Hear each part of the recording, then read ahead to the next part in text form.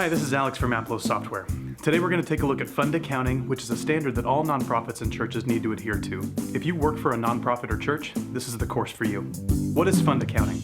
Fund accounting is a method of accounting used by nonprofits not only to show profitability, but accountability.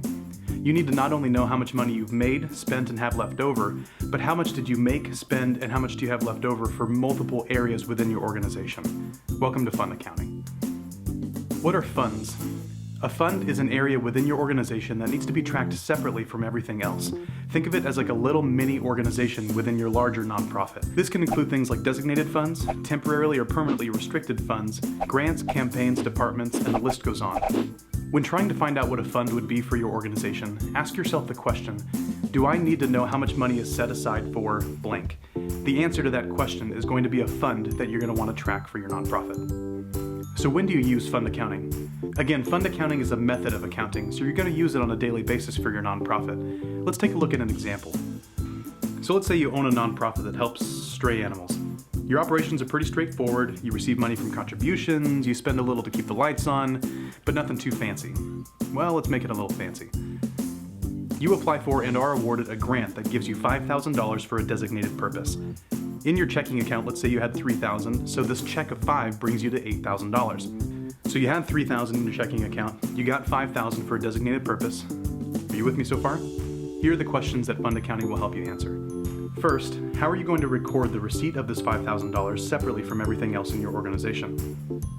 Second, how are you going to record the expenses that use this $5,000 separately than everything else? And third, how at any given point will you tell how much money is left of that $5,000 for you to spend?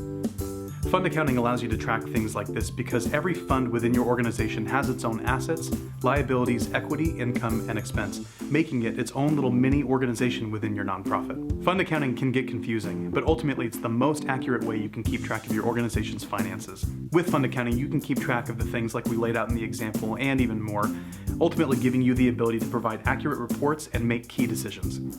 So where do we go from here?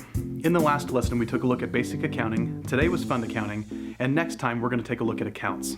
Creating a good chart of accounts is key to any fund accounting system for a nonprofit. After we take a look at accounts, we'll take a look at transactions, and then finally we'll take a look at reports. Until next time, keep on keeping on. What should I say? What's your favorite song? I'm signing off. Until next time, blank. I want to feel the heat with somebody.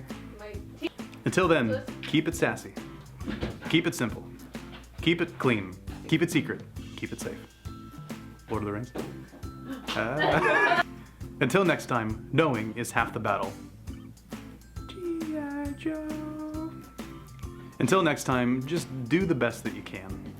Doing whatever you do, wherever you are, however you do it, and why-ever you decided to do it in the first place. Until next time, hit me, baby, one more time. Keep your mind on your money and your money on your mind.